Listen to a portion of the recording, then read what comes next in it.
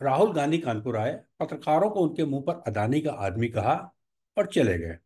उन्होंने यह भी कहा कि सच्चाई न लिखना पत्रकारों की मजबूरी है, क्योंकि उन्हें सैलरी लेनी है, अपने बच्चे पालने हैं। पहले तो उनके इस भाषण की वीडियो क्लिप देख लीजिए, फिर इस पर चर्चा करते हैं। और बाकी देश में हर प्रदेश में हमने बीजेपी को रोका है। ये जो मीडिया वाले हैं अदानी के हैं, ये सच्चाई नहीं बोलेंगे।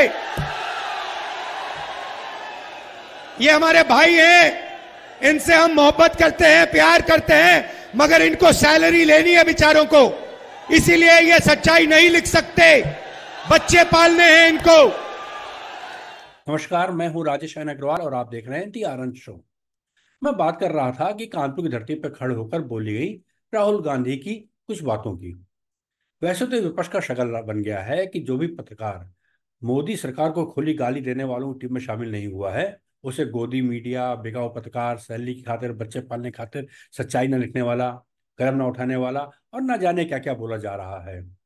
मुझे लगता है कि राहुल गांधी अथवा वामपंथी विचारधारा वाले कुछ पत्रकार ऐसा इसलिए कहते हैं कि वह निष्पक्ष पत्रकारों को उकसाकर अपने पाले में लाकर खड़ा कर दें। वैसे भी सरकार हो चाहे विपक्ष, इन्होंने पत्रकारिता को दो हिस्सों में बांट कर रख दिया है। मीडिया मीडिया का एक वर्ग ऐसा है जिसे प्रधानमंत्री नरेंद्र मोदी की एक तरफा गुणगान करने के सिवा और कुछ नहीं सूझता। जो दूसरी तरफ वो मीडिया है जिसे वर्तमान सरकार के कामकाज से नहीं, अपितु उसके अस्तित्व पर आपत्ति है। वो चाहता है कि मोदी सरकार और बीजेपी नेस्तनाबूद हो जाए। क्या ये एक अच्छी स्थिति है? पत्रकारिता तो वो है जो सही आईना दिखाए, चाहे वो सत्ता पक्ष हो या विपक्ष। विशुद्ध पत्रकारिता की बात करने वाले राहुल गांधी जी क्या बता सकते हैं कि कांग्रेस पार्टी ने पिछले कुछ दशकों में अपने कोटे से कितने निष्पक्ष पत्रकारों को राज्यसभा भेजा है? उनके कोटे से भी वही पत्रकार राज्यसभा गए होंगे जिन्होंने उनकी पार्टी कांग्रेस की विचारधारा का पोषण किया होगा। मीडिया कांग्रेस क्या, सभी राजनीतिक दल ऐसा करते हैं और समूचे पत्रकार जगत से अपेक्षा करते हैं कि वो उनकी विचारधारा का पोषण करें। इन हालातों के बावजूद मैं गर्व से कह सकता हूं कि आज भी देश के अधिकांश पत्रकारों के लिए पत्रकारिता एक मिशन है, ना कि प्रोफेशन। बावजूद इसके राहुल गांधी कहते हैं कि ये लोग सैलरी पाने वाले और बच्चे पालने वाली पत्रकारिता करते हैं। एक व्यक्ति जो देश के सामने खुद को प्रधानमंत्री पद के दावेदार में पेश कर रहा है, वह ऐसी छोटी सोच का प्रदर्शन कैसे कर सकता है? लेकिन राहुल ऐसा करते हैं, वह भी कानपुर की धरती पर खड़े होकर।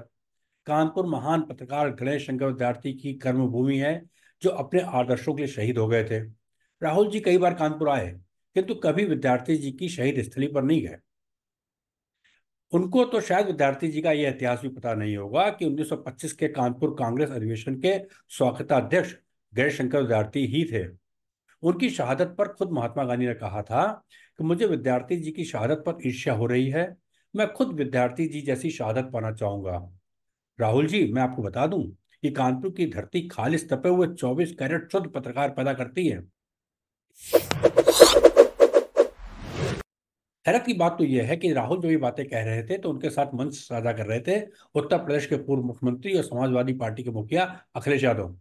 वो राहुल की बात सुनकर मुस्कुरा रहे थे, उन्होंने उनको टोका नहीं, एक बार भी नहीं बोले राहुल भाई, यहाँ की मीडिया निष्पक्ष न होती तो कानपुर शहर की 5 में से 3 विधानसभा की सीटें समाजवादी पार्टी की झोली में ना आती।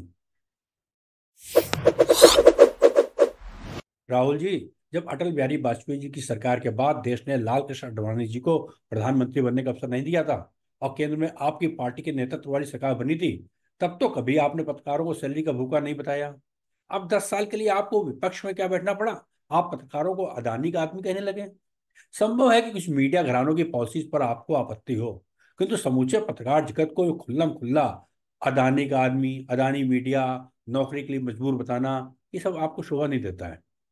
यदि आपको हर पत्रकार में अदानी का चेहरा दिखाई पड़ता है तो एक काम कीजिए, अपनी जनसभाओं के प्रवेश द्वार पर एक स्कैनर लगा दीजिए। जो पत्रकार आपको कांग्रेसी दिखे उसे अंदर जाने दीजिए और जिसमें अदानी का चेहरा दिखे उसे बाहर कर दीजिए। उसकी एंट्री पर बैन। बात खत्म। राहुल, अंत में इतना ही कहना चाहूंगा कि आप अपनी नीतियां और कार्यक्रम लेकर जनता के बीच गए हैं तो 4 जून तक का इंतजार कीजिए। अभी से मीडिया को कोसने से एक ही संदेश मिलता है कि आपको अपनी हार दिखने लगी है और आप ईवीएम के बाद अब सारा ठीकरा देश के पत्रकारों के ऊपर भोगना चाहते हैं। संभव है 4 जून के बाद ऐसे परिणाम आए कि आपको यही मीडिया भली दिखने लगे, और यह भी संभव है कि कुछ ऐसी परिस्थितियां बन जाएं कि आप मीडिया को बिकाऊ करने लगें और कहने लगें कि जो इंडी गठबंधन है वो सिर्फ इसलिए अपना लक्ष्य हासिल नहीं कर सका कि मीडिया बिकी हुई थी। इन सब बातों से कोई फायदा नहीं है। आप देश की जनता पर, देश की मीडिया पर भरोसा बनाए रखिए।